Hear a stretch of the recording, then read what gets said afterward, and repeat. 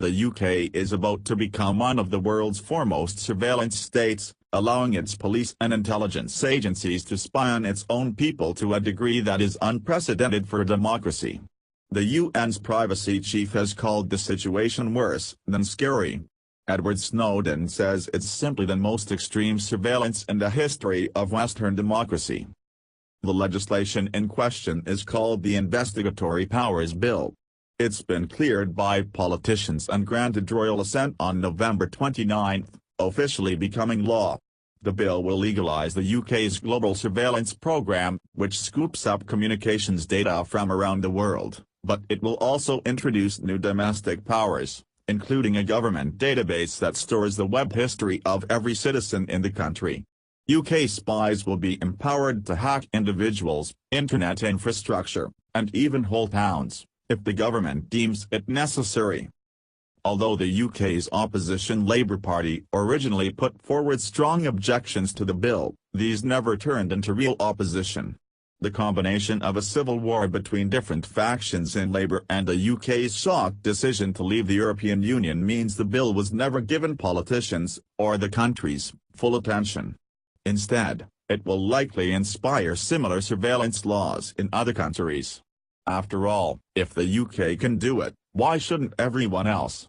And there will be no moderating influence from the US, where the country's mostly intact surveillance apparatus will soon be handed over to President-elect Donald Trump. With this global tide of surveillance rising, it's worth taking a closer look at what exactly is happening in the UK.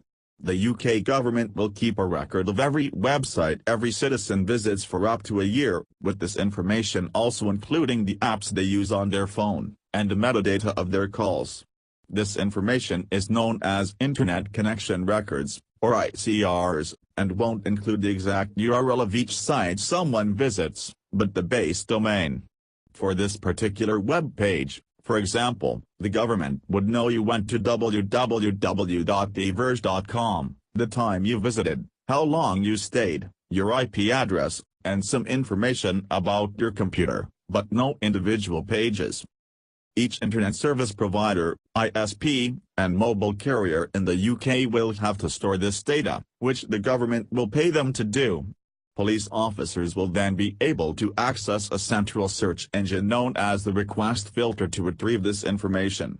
Exactly how this request filter will work still isn't clear. Will you be able to find every visitor to a certain website, for example, then filter that down to specific weeks or days? But it will be easy to tie browsing data to individuals. If you sign a contract for your phone, for example, that can be linked to your web history. There are a few ways this data could be muddied. For a start, services like VPNs and Tor, that bounce your internet traffic around the world, will be difficult to follow. And when it comes to tracking activity on your phone, for an app like Facebook Messenger, for example, this information will be fairly useless, as most of these apps maintain regular connections to the internet throughout the day. The government won't be able to get all of the data all of the time, Jim Killick, executive director of the UK's open rights group, tells The Verge. But they're not expecting most people to bother to protect their privacy. The key point about this power, though, is that it has no judicial oversight. Access to citizens' web history will be solely at the discretion of the police, with a specially trained supervising officer